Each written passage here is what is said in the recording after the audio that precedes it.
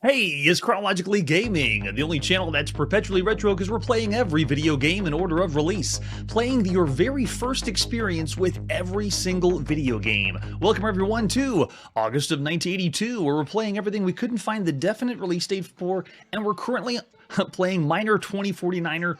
I can verify it is the best platformer so far of all the games we've seen thus far. And for our next game, we have something completely different. We're going to Japan. He looks so happy to see us, like it's the Japanese way of saying, "Oh, I didn't see you there." Sharp MZ の。Ooh, it looks so fancy.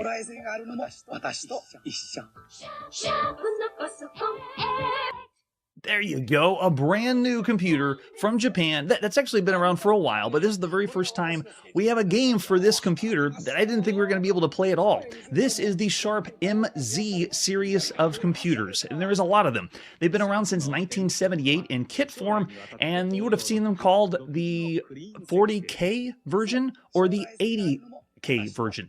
The MZ can refer to the microcomputer Z80 processor inside, but the real experience you're going to get with this is because this was from Japan and Europe, started in Japan and then later was in Europe, like United Kingdom and Germany.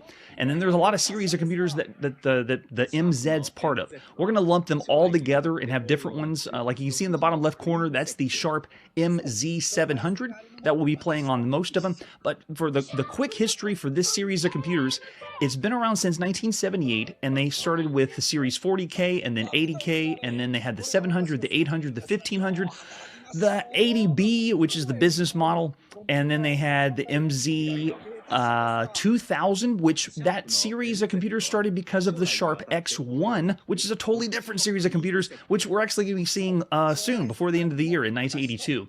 And then they had the Sharp MZ 2500, then the 3500, the 5500. We're going to be seeing all of these games, at least the ones we can get to work. But the first original one that you could buy was very similar to the Commodore PET. It was packaged with everything. You had the cassette tape, you had the monitor, you had everything all in one package. The only thing that's very bizarre and different than all the other computers we've seen so far is the Sharp MZ series of computers did not have a operating system or a programming language in ROM. It was like a fresh start or a fresh install. You had nothing there, which means a lot of third-party publishers ended up making their own version of BASIC. So if you want a computer in 1982 that you'd have to deal with AppleSoft BASIC or all that junk that they put on there, this one just comes totally clean, and you can do whatever you want with it. So the computer you see in the bottom left is what we're going to be working with mostly. And there is no defined character set that you can change on this computer. Compared to like the Commodore systems, you could take the character set and make your own characters and change things up for the graphics. Not here. It has its own built-in, and you can't do anything about it. So the computer for the Sharp MZ700 is the one we're going to be playing the most, and this one has a CPU of the Sharp LH0080 with the Zilog Z80A compatible processor running at 4 megahertz. Memory is 64K because 64K is what's in right now. For display, you got 8 different colors, and of course across all the different series of computers, there was a lot of different views that you could have. And then for sound, this one has a one channel 7-octave sound, and we're gonna be playing on cassette to play our Sharp system. And this is the very first game, which is Mole Attack, and we've already seen this one.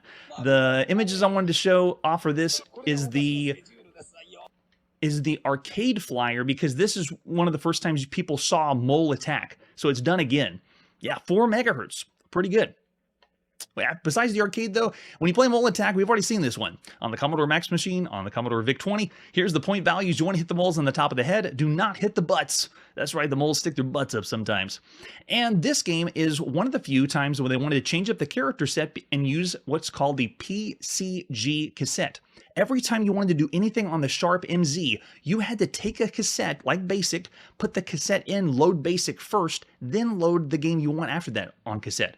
So for this game, you have to use this character set, or the PCG soft, and you can see it's done in-house by HAL Laboratory. They made their own character set, so the game looks like this. That's right. I hope it had a built-in footstool. That'd be pretty cool for the arcade cabinet. All right, so let's go to Japan and play our very first game on the Sharp MZ series of computers by HAL Laboratory at sometime in August 1982. Here's Mole Attack. All right, so this one should look familiar. It looks like all the other ones. I'm going to go ahead and hit P to start to play. This uses the keyboard only to command because you have to have all 9 different holes. There we go. Okay, we're already in it. You can see how it looks pretty similar to what we played on the VIC-20 and the Max machine. It's the exact same idea, but it is HAL Laboratory that did this one. They put it on lots of computers, especially the ones in Japan. Yeah, this is working pretty well. It's the same idea. It's all the keyboard commands, even the same ones that we've seen from before. Nothing too fancy. It is one of the first times you could play a whack-a-mole game, but you know, do you really want to play whack-a-mole that bad? If you were in 1982, this would be the best way you could play whack-a-mole. I'm just mashing different ones. That's true. The color does look very similar to the Spectrum because they're still using the 8 colors, or same kind of 8 colors. But this is the PCG, which is the data set or the character set that HAL Laboratory made for, not for this game, but for their games to play on it. But you had to load that whole cassette and then load into the game. It's amazing. Okay, we're already done on that. So just for fun, let me show you what it looks like if you don't load the PCG into the system. Check this out. Now, be prepared. This may shock and scare you. Let me switch to this one. We'll reset. And let's load this up. Here we go. So if you didn't load the correct cassette and you wanted to use the default characters as part of the Sharp system, this is what it looks like. By the way, this is the attract mode. They did like the arcade. So it's playing the attract mode right now. Let me just go ahead and go into it, hitting P. There we go. And now we're in. There we go. Looks pretty ugly. You can see the characters are completely messed up. Not the way it's supposed to look. But just bear in mind, this isn't one of the only home computers to do this, where you had to load into something else before you could play the game. But just imagine you have to wait 5 minutes for the PCG cassette to load, and then you got to wait for this game to load on cassette. Man, everyone had so much patience back then. That's disgusting. Okay, so no more of a Mole Attack. Of all the games you can play up to this point, it's kind of divisive because it is the best whack-a-mole game you could play, but I'd still say of all these games, considering we've already played this on the Commodore VIC-20 from 1981, and then the Commodore Max in June of 1982, and then we've also just seen the one on the Commodore 64, they're all about average. I'd say 3 stars for Mole Attack. It is the best whack-a-mole experience. And it is keyboard only, because you got to have all 9 slots for it. Yeah, I see Ariel throwing out 2s out there. That means you'd be saying it's a bad game of all the games you could play. I wouldn't want to say bad. I still say it's average, and it's kind of hard to rate it because it's whack-a-mole. There's nothing else that's whack-a-mole out there. And with that, let's see, after leaving Japan, where we're going now. Time to go to the United Kingdom and go around the Sinclair ZX Spectrum. This is Mongoose. Mongoose is a game that does not have any information for us. This is an example of a screenshot, but I wanted to show you this one because this is the character set that's supposed to load when you play Mongoose. However, I couldn't find anything online on how to get the game to load and look like this. So, if you're looking or watching the show, Tim, please let me know how we can get this done loading on tape. And with that, we also have a homemade manual. This is a snake trapped within the confines of an apple orchard. It varies frame to frame. You have to keep the snake moving and eat as many windfalls as possible to increase its length because its close tail on it is a mongoose, which is given half a chance and will bite a chunk out of the snake's tail. Thus, the game requires considerable concentration and dexterity to achieve a good score. And it shows you how to load Mongoose here. And it says, may the apples be with you, but I don't think we're going to have apples. Let's pop in and play Mongoose by Tim Gilberts of Gilsoft International at sometime in August 1982. Yes, throw it off the net, but it's HAL Laboratory and it's whack-a-mole. All right, let's load it up. Nice, we got a little ditty when we start up. Gilsoft presents Mongoose. A snake trapped within the walls of the apple orchard, and close on its tail is a mongoose. If you keep the snake moving, the mongoose will be unable to eat any of it. The snake's length may be increased by eating one of the windfalls, Windfalls. There are 3 values given. The first is your score from previous, the second is the time remaining, and the third is your score on this frame. While it's negative, you're losing the game. The arrow keys will turn the snake's head. It's another snake variant. We've seen these from Nazcom's Lumberjack, which is pretty good, to one of the best ones we've seen so far, Snakebite on the Atari home computer, and Viper on the Apple II. Here is another one. And you can see the character set doesn't have apples. We are in control of the letter B, and the rest of our tail is the letter A. All of the apples, if they are apples, are represented by H's. So as long as I move around and continue to eat H's, then I'll keep going. I'd love to know how you can load this to get the character set correct. So I tried different loadouts and even did some research on how you get character sets on the ZX Spectrum to work correctly. But even whenever I had other people play this online, it didn't show anyone with the correct characters with apples. So if this is, I know this isn't how it's supposed to look. I have screenshots. But if there is a new way you're supposed to make this work, I'd love to know how to do it. Otherwise, this is a snake variant. It has an interesting objective where you're not being attacked by someone else. It's just something on your tail the whole time. The Mongoose, who's eating pieces of you, and you just have to constantly eat apples and survive. I don't think, what happens if we try to, okay, we can't go into each other, into one another. When you play the game, though, I have to hold down the key on the keyboard to move. So, for example, if I don't hold anything, the snake just sits here. That's a strange control scheme. Most of the time, it just goes the direction you want. And bear in mind, I'm playing on the spongelet chiclet keyboard of the ZX Spectrum. And it's just using the numbers 5, 6, 7, and 8 to move around and pick everything up. And I think if we pick everything up, we clear the screen. But this game is, what you see here is what you get. Very simple. Oh yeah, we've already seen plenty of snake variants, and this isn't going to be the end of them. And Serpentine we have not seen yet. It's going to be close, though. If Serpentine should be coming up soon. Nice manly, I saw that one. Yeah, there are no apples. Making our way around. Oh, it drops more. So it looks like it just continues to go. And the Mongoose speeds up until eventually you die. Like most video games in 1982, you just die a slow but inevitable death. Or you die a very fast death, as you've seen on Chronologically Gaming. It's got to be the same Tim Gilberts, because he's left me a comment. When we played 3D Maze of Gold, he thanked me for reviewing his game. So hopefully, Tim, if you are watching, let me know if there's something I'm supposed to do different when I load this from tape to get the apples to show up. Maybe we'll play it again if the game plays even smoother or better than that one. There's also another snake variant we played so far on MS-DOS called Hoser. It wasn't as good as Snakebite or Viper, but this was also included later on a games tape called The Games Tape Compilation, part of Gilsoft. All right, that's good. We got the idea. So there's Mongoose. Of all the games you could play, it's actually not bad. It just doesn't perform high enough to be above average than all the games we've seen so far. It is a snake game. It's done well enough. It has a gimmick that's slightly fresh, but not really pushing anything further than that. I say of all the computer games, it's a 2.5 star. I don't want to say bad, because it's not bad. You would have a good time with it. And with that, let's see what our next game is. Oh, Errol's with me, 2.5 for Mongoose. Our next game is on the Commodore VIC-20 in the United States. We've left the United Kingdom. And this is Mosquito Infestation. Another one that we don't have the box for. We do have the catalog by HES, Human Engineered Software. Ooh, your VIC-20 never had it so good. Let's pop in and play Mosquito Infestation. This one's by Tom Greiner of HESware at sometime in August 1982. Yeah, Curtis is going 2.5 as well. Oh, this one's fantastic. Look at that. Look at that opening. Commodore VIC-20. Most of the time when we play things on the Apple II, we get the same fade or same screen transition, but this is nice. For the Commodore VIC-20, this is rare to have something showing on the title screen. Nice job, Tom. That's awesome. All right, how do we go in this? Oh, just like that. It works right off with the joystick. I just have to push the button and I'm in. All right. Let's see, we got bug spray on the left, blood pressure on the right. I'm in control of a raid can. Okay. Whoa, no way. Okay, so the raid can moves freely around the screen using the joystick, and you're just supposed to destroy the mosquitoes. Very, very interesting.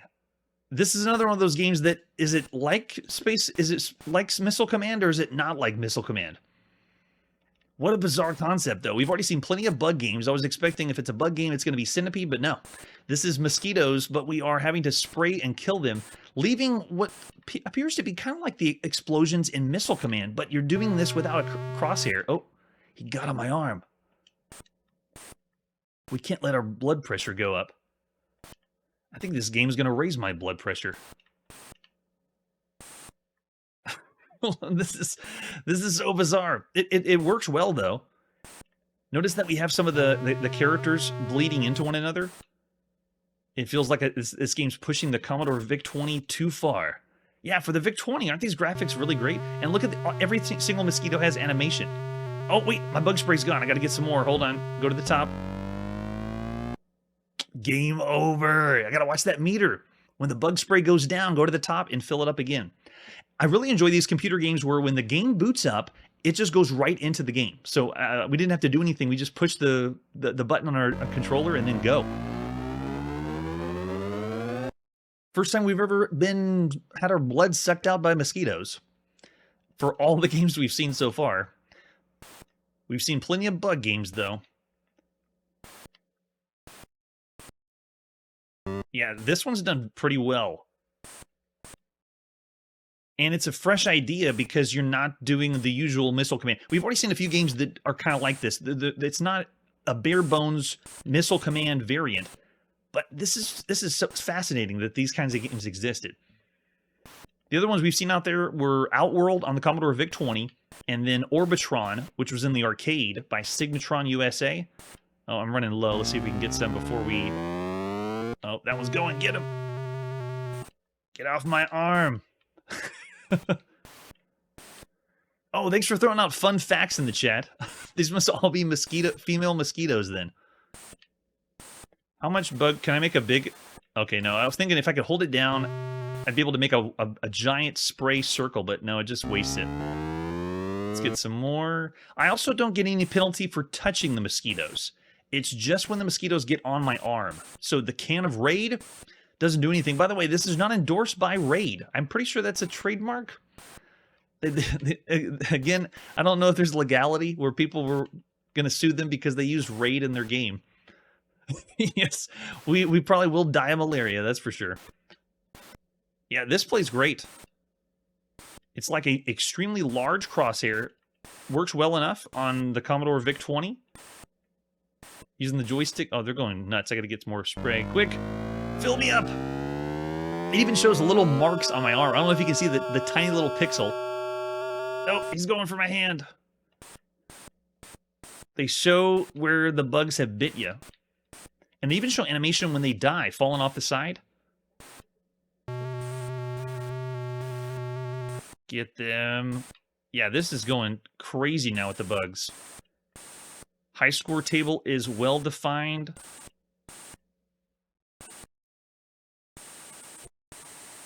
There you go. So a game that's not copying everything we've seen so far. And for a show like Chronologically Gaming, we're playing so much. Oh, I have no more bug spray. Uh-oh, not looking good. Quick, get down there. Oh, God, I just got a little bug spray. Oh, nope, gotta go back. Blood pressure's going down.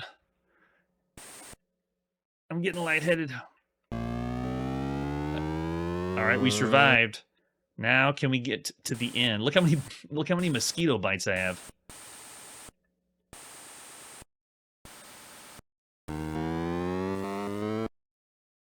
Oh, wow. Yeah, one of the most impressive parts of this game is how much is happening on screen. Look at how many mosquitoes are there. Wow. That's pretty cool. All right, there's Mosquito Infestation. Of all the games you can play on a home computer, it's all right. It's either average or it's either above average. It's around the 3 or 3.5 star range of everything you could play up to this point. Yeah, I'm thinking 3.5 as well. It's a fresh take, kind of similar to Missile Command, but really not like Missile Command, and doing the bug motif differently than what we've seen before. Yeah. Oh, of course, one-dimensional. Yeah, you're just going to shoot things, but you're shooting them differently because you're spraying them. Every other game we played so far that had spraying bugs was just like any other fixed shooter. You know, you move at the bottom of the screen or you move around the sides and shoot the bugs. There we go. Arrow's going 3 stars. Yeah, original concept. It has a little bit of polish. I'll say 3.5 stars of everything you could play so far on the home computer. Yeah. They spent some love into it. All right, with that, let's see what our next game is. We're going back to Japan on the home console, not the only one, but one of the home consoles that had interchangeable cartridges, the Epoch TV Cassette Vision. And this is new baseball. We've already seen baseball, which we couldn't play, but now we have new baseball.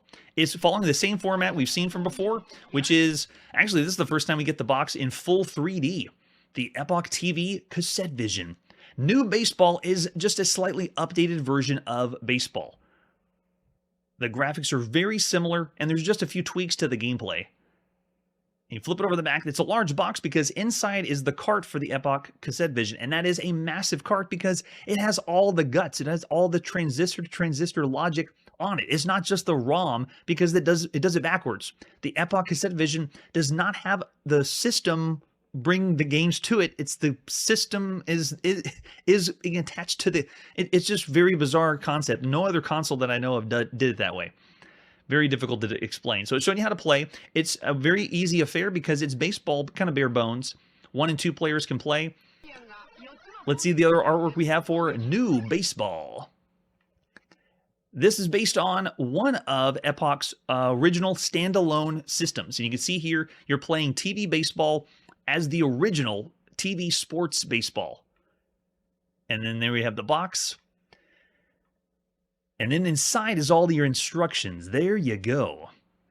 At this point, I think they have the Epoch Junior as one of the hardware that you could be playing on, and it changes up how you use the dials because the Epoch Cassette Vision didn't have controllers that you held in your hand. You moved the system to you, kind of like the RCA Studio 2 that we saw back in the late 70s. So if you and your friends wanted to play, you huddled around the system and you dragged it to you and then pushed all the buttons. All right, so this one's showing you how to do all the dials, how to control the players, and how to play the game. And there's the example of the cartridge we're going to pop in our Cassette Vision. It's big. It has everything inside. And then flip it over in the back, as well as a leaflet if the whole thing's opened up. Very, very nice. Oh, here we go. A taste of what it's like to play in Japan. This is by Epoch at sometime in August 1982.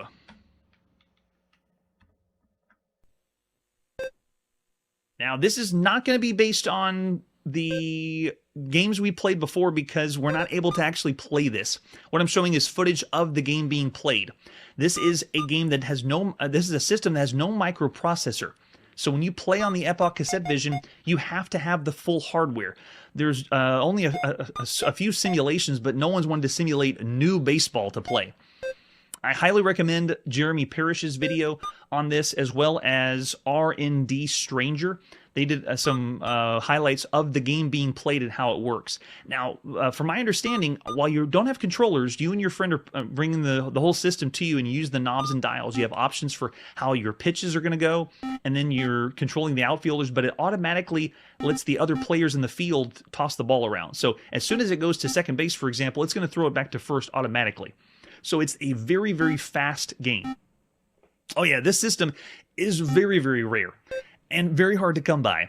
Most of the time when you talk about Japanese home consoles, you talk about what's going to happen next year in 1982 rather than now. So we're in the dark ages of how it works.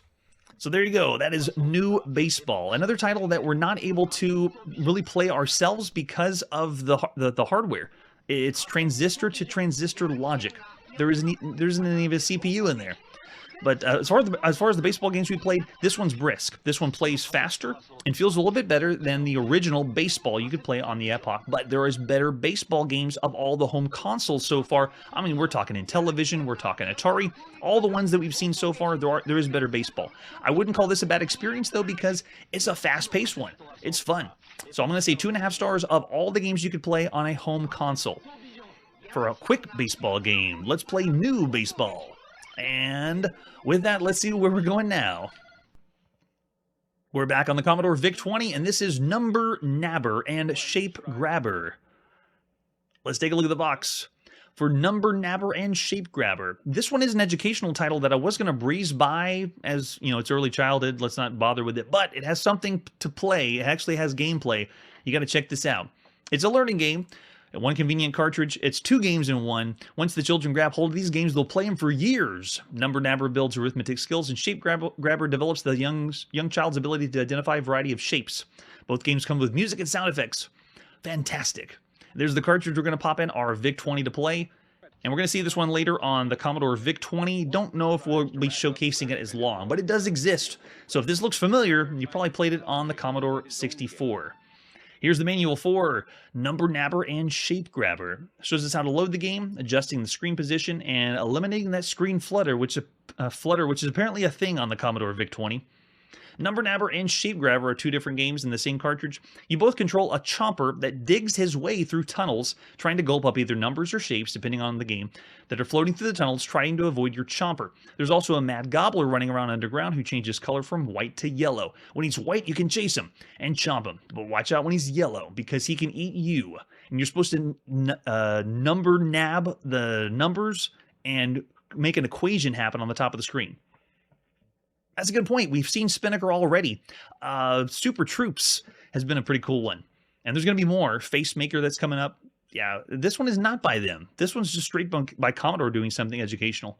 It shows you the controls, but you can use the joystick to play too. How to start the game, and it even gives you some hints. Keep the numbers, symbols, and shapes in their own little tunnel area as long as possible. And the other ones just have an alternate version of the cartridge. Let's pop in Number, Nabber, and Shape Grabber at sometime in August 1982. The reason I wanted to show this is an educational title that is doing something more arcadey than just educational. So check this out. And right off the bat, just like on the other one, the Commodore VIC-20, I just had to push the button on the joystick and I'm in. You can play Number, Nabber, or Shape Grabber. It's kind of the same idea. I'll do a level 1 game, and then we're in. Look at this. It is an educational Dig Dug game. And bear in mind, the official Dig Dug we haven't seen on home computers yet. So it is Commodore ripping off Dig Dug, or the idea of Dig Dug. And you go around and pick up the letters. And you can see I stick out a tongue instead of a hose to hose up the enemies. No way. So you can see at the top, I'm supposed to take the number 1 that I got and add up an equation. So 1 equals 9. I need an 8. So let's go find that 8 over here. I don't know if I can nab the 8, actually. Will it let me grab it? There you go. Come here. There we go.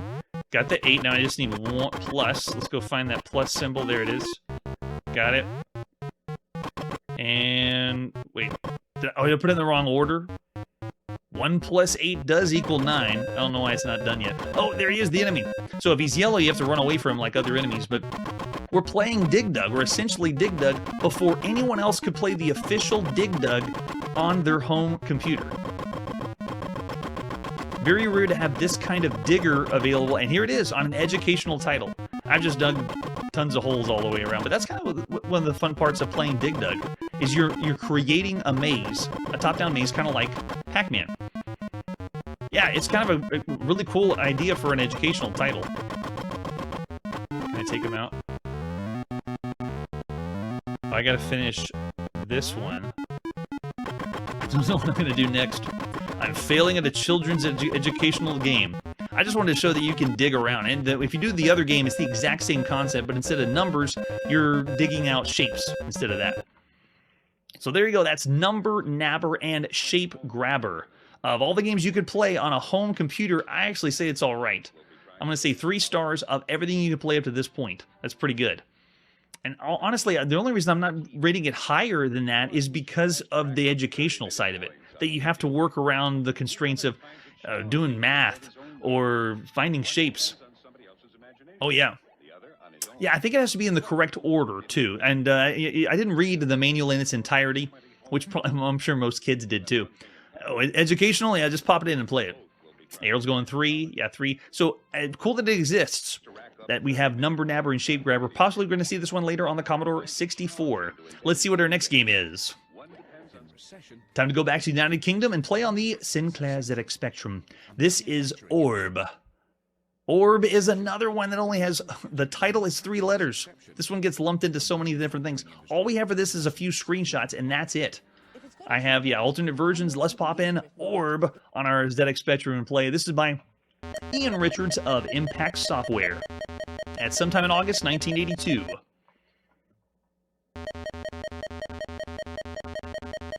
I'll still feel the... Oh, wait.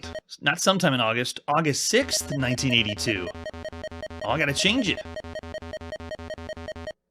So the games that people don't have, I guess if we're going to believe the date that's on there, it could have been developed August 6th, 1982. All right, let's check it out. This is a text adventure game. This one is a randomly generated text adventure game, which means even though you have a walkthrough, the walkthrough just gives you some hints, but there's really no way to have an exact way to play. All right, we're ready to play. Setting up the rooms. You can see it's randomizing it now for us. Kind of hard to find. Whenever I went to other sites on the ZX Spectrum, they didn't have any other box or artwork. And we have proof it exists because I'm playing it, but other than that, I don't know. I didn't get anything else.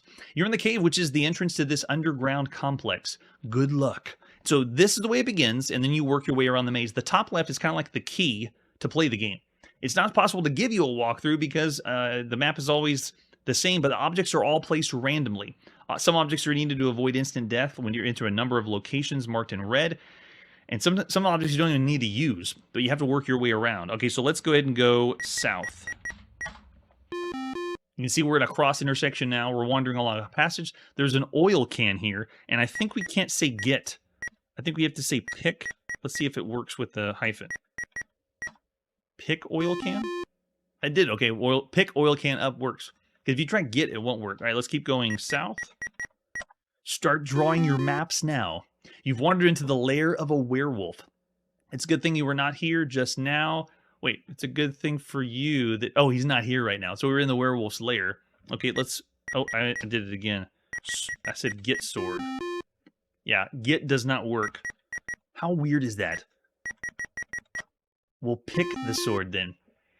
All right, what next? Let's keep going south. Wandering along a passage. Now, the items here really don't give it the feel of a role-playing game because you're just going to use them one time, like items or inventory that you have in other adventure games. All right, so I like the key in the top left. Reminds me of a few other games we've text adventure games that give you a map, but you still would have to draw your own if you were playing this. Okay, so let's go ahead and go south again. We're now at the western lair of a giant spider. It's giving you a paralyzing bite. You're now in his larder waiting to be eaten. Oh. Is that it? That's it. The game's done. We've died that fast. There was no quick time events. It was literally just, we just walked in the wrong spot. Oh man, the randomness. Yeah, get your graph paper out and die anyway. So that's Orb. The concept is something we've seen before in text adventure games, showing you the key to allow you to play, but it is very random. It is brutally difficult. Of all the games you can play on home computers, I can understand why this one was missed and not played or given a lot of love. Yeah, I'm going to say it's a bad game. I'll say 2 stars, but yeah, it's like 1.5, 2 stars. If you think of everything you play up to this point, it's bad. Yeah, 2 stars, 1.5 for the stupid death. Well, we had a stupid death, but it also depends on what items you get, because while the maze is pretty much the same, all the rooms and the items are randomized. And it hails back to the games we played that you go in room by room and they give you like puzzle-like elements to it. But this one has really no puzzles, it's just random events are going to happen. Yeah, we see 1.5 for stupid deaths. 2, yeah, it's... Yeah, that's true. Random is good in lots of instances, but this one, I would say not so much. Now I know why no one wanted to show the artwork for this box. Let's see what our next game is. We're back on the Apple II. This is Outworld. Outworld we've already seen, but we haven't seen this one. We've seen Outworld on the VIC-20, and it's also available on... Oh, by the way, let me go back to this one. Orb is available on other systems. Believe it or not, it's available on the VIC-20 and it's available on the Dragon. but I couldn't find them anywhere. The only one I could find is here on the ZX Spectrum, and now I know why, possibly because most people didn't save those versions of the game, or they're just not as popular. So there you go. Now let's go to Outworld. Outworld was one we saw already on the Commodore VIC-20, and because of Punk Rock Biker, we can play Outworld for the Apple II. This is one that doesn't have a box, just a few screenshots. Let's pop in and play Outworld by Thomas A. Geiger of Tensor Technology at sometime in August 1982. We had to see more cracked games. It's like the history of cracked home computer games, too. Here on Chronologically Gaming. There we go. Not entirely sure how to pronounce his last name. Geiger? Way to go, Thomas. So we got an arcade-style game. They're giving us an attract mode, showing us the point values, and then refilling the ship. If you remember, Outworld we played on the Commodore VIC-20 plays like Missile Command, almost. It has the cursor that moves around. This one plays totally different than that. Oh, nice. We have a large ship coming down for us, and we can play keyboard or joystick. Let's try joystick. We got it plugged in. Let's go. It's going to give us refueling. It looks very similar to the Outworld we played before. There is no Sean Connery here, by the way, if you're a fan of the movie. Totally different game. Whoa. Oh, this is very different. Wait a second. I am pushing the button on the joystick. Oh, and there's my shield. Nice, okay. So I got two buttons. I have a button to release a missile, and I have a button to have a shield go across the bottom. Very interesting. Why? These are two different games, at least the gameplay. It still looks the part. It kind of looks like Atlantis on the Atari VCS. But it's not taking place there. We're somewhere in space. We are controlling the missile. So in a way, it's not the same shooter you'd think. It's not like a Missile Command shooter at all. In fact, there's very few shooters that do this where you can take control of the rocket. It reminds me of Cytron Masters that we played. It's a real-time strategy game that lets you take control of a rocket like this. And I blew that one. Let's see if we can take this guy out. Oh, you can't hit the center. You gotta hit the outside. Okay. Yeah, there we go. Very cool concept. So controlling a missile and driving it, or at least this mini, is different. It's not just your normal shooter that you play. Now we have moving targets. Wow, yeah, it takes a while to get used to because it's a fresh idea. At least I can take out the UFOs. And you see, every time that they come down, they destroy just a little smidge of your shields. And they break them away until they finally get to the city and start tearing down the city. See if we can get... Oh, yes! So cool!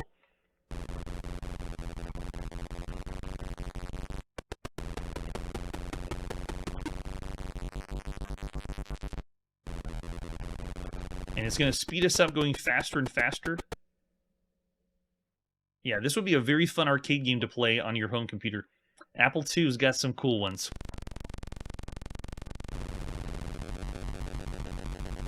Yeah, we have the different enemy types. Look at this. Smaller. Nice, took him out. And we got to take care of the bombers now. I can control. Got it. Nice. Let's see if we can get this one. Nope. Got to take these out. Let's say avoid the missiles coming down and just go straight for the bombers. You can see they're destroying the side there. I gotta use... Oh, the aliens are so cool!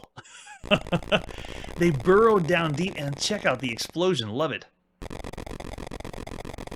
Okay, already getting 3.5 stars from Curtis in the chat. Yeah, definitely above average game. We gave the one on VIC-20 4 stars. I'm thinking about the same. Even though this control's different, it's changing the gameplay. Like whenever you shoot the missile, you're getting different enemy types. There they are. Look, we got 4, 5, and then we have the creatures that come down on the screen too. Should have been using my defenses, but forgot about it. No, it is not weird. I think someone in the chat mentioned it as the Apple II fart sound. The little clicks and beeps of the Apple II sound. There we go.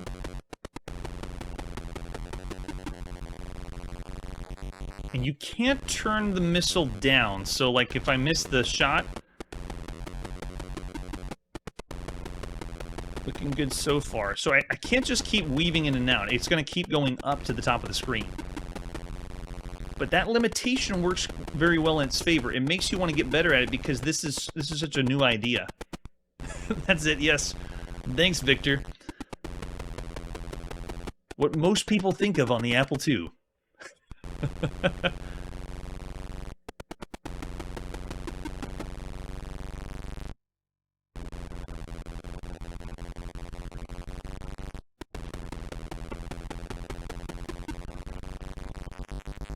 Shouldn't have adjusted it.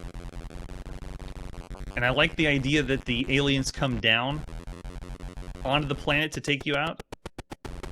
Can we go for him now? Oh yeah, it doesn't do anything. You just have to hit the sides. So cool. They did a lot on the VIC-20 and to make it fun to play, adding the different enemy types. That one felt more like you were playing Missile Command with the cursor that moves around.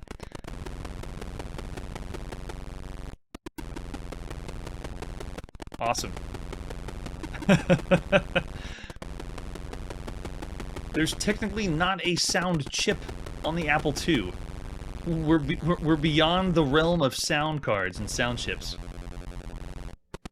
Yeah, I agree with you, Errol. I want to keep playing to see all the enemy types. One of the big reasons to continue playing games now, and especially on the home computer, where experimentation is all over the place.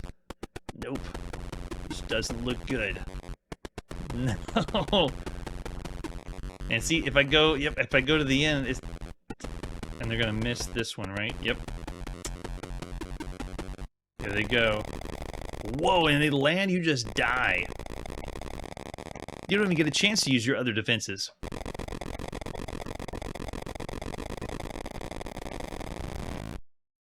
That's right, 1-bit sound is the best way to describe it. So there you go, that's Outworld for the Apple II. I can't really decide which one I like better. Between the VIC-20 Outworld and this Outworld, they're really fun. Of all the games you could play on a home computer, I'm actually going to go a little bit higher and say 4 stars for Outworld, just like I did on the VIC-20. Both are excellent games. Need to play them, but they're not up there in like the realm of the best home computer games of everything you could play up to this point. All right, after that, let's see what our next game is. We're still hanging out on the Apple II, and this is Peeping Tom.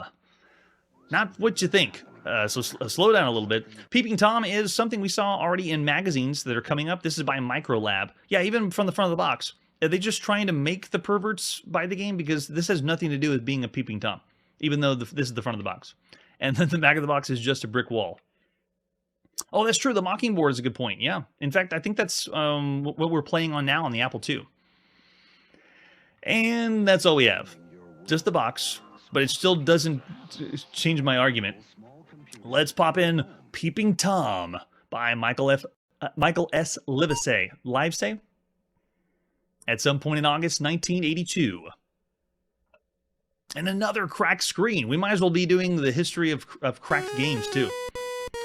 Microlab. That's using the Apple II sound.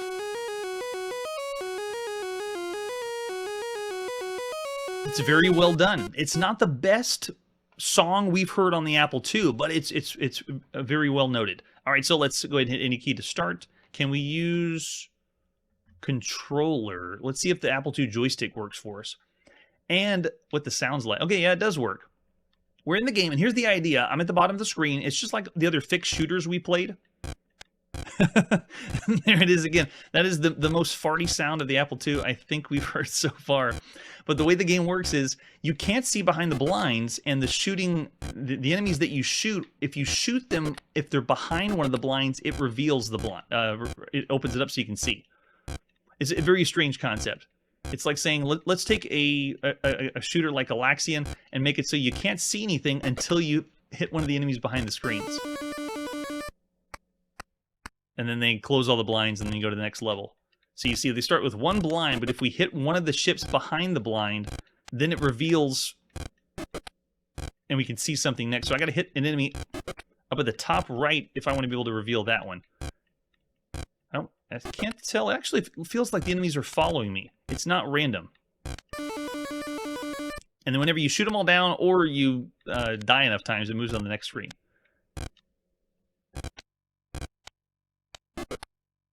I can confidently say, of all the games we've seen, we have never seen this concept. Let's take a shooter, blind you or block part of the screen, and only let you see a certain part of the screen if you meet an objective. That's right. It's like a Japanese screen door, right? And it does work with the joystick. But who is this for? Who wanted to have their shooter where they couldn't see anything? Oh, I got lucky that time. And so we got one more hit. This really reminds me of the game called Sneakers we've seen, and a few other fixed shooters on the home computer. We're going to see it on consoles later, where it's just random objects or different enemy types with movements coming around. Feels like this could have been programmed on the arcade machine, which we've already seen on the Apple II, where you make your own shooter. Maybe this was... I need to look that up, of how many games were commercially put out using the arcade machine on the Apple II. All right, we're getting really lucky. I just got to move in the right spot. Yeah, better than average music for the Apple II, definitely. But for all the other home computers, no. We got the Commodore 64, that's brand new. They really haven't had any good music, but best music still is the Atari home computer. Yeah, we're getting a ditty every single time. Notice how the screen pauses, because it cannot compute anything else while that's happening. We have to have music only. Stop the presses. I guess I'm getting lucky. That's working really well.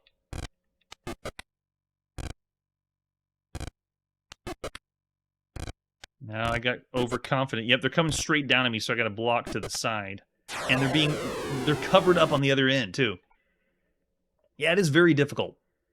Of all the shooters we played difficult shooters, but this one just, it feels unfair. Like, why? Why would you want to block the screen off and consider that a new feature or a new gameplay concept? Because you'd have to be memorizing the enemy patterns and know the enemy's going to be coming behind a blind when to shoot it. See right there, got completely lucky. And these are the kind of enemies that are pausing to shoot. I also have limited firepower. I only can shoot one shot at a time.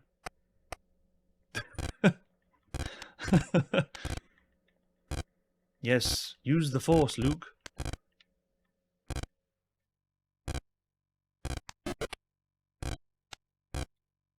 I'd rather use the Force in Empire Strikes Back on the Atari VCS than play this one. But I still am... Oh, I'm already dying too fast. Slow down. I am interested to see what is the next enemy that's going to come up. That's what's kind of fun about it. Missed it. Let's see. Just got to get one more. There we go.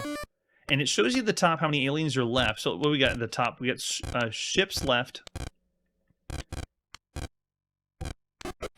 Wow. Yep. And then we have aliens, which is AL. How many of those are left? S and L, I'm not sure about that one. This is a game that we kind of have to figure out ourselves because we don't have the manual. We don't have a lot of the box or information.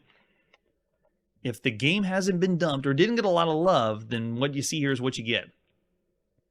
How it controls is typical for the Apple II. It's using paddle controls because we just have to go left and right. So you just use your paddle, slide it left and right. Yeah, the variety of the gameplay is nice too. I'd say of all the games we've seen so far on home computers, it's about 3 or 3.5. I'm with Curtis on that. I did not use the Force. But it's fun. Not as fun as something some of the big hitters for this year. It's not like Peeping Tom is like jumping out at us as one of the best ones so far. Yeah, 3 or 3.5 also from Errol. Scruffy Look is going 3. I'd say because we played games like this that we scored about 3.5 stars, I don't really enjoy the concept of blocking the screen. So I'm going to say 3 stars for Peeping Tom. Of all the games you can play on all the home computers right now, there is better ones out there. All right, and with that, I have to sadly end the show a little bit early because we got a big, really exciting one for next episode. Tune in for the new way to shoot that we've never seen before. That's it for today, and like I always say, shoot first and never ask questions. Hey everybody, thanks for checking out the channel and joining me on my quest to play every single video game in order of release. We'll be streaming live every weekday at 9 p.m. Central, so join us and let us know if we missed any games along the way. This video would not be possible without Launchbox, RetroArch, and MAME. Tell all your friends there's some crazy guy named Chronologically Gaming trying to play every single video game. We have links down below that'll send you to places like our Discord and Patreon, and one that says all the video games we've ever played. If you go there, it's a list of everything, and you can click right to the game you want to see. Chronologically Gaming is the name to look for. We are perpetually retro, and we will catch you next time.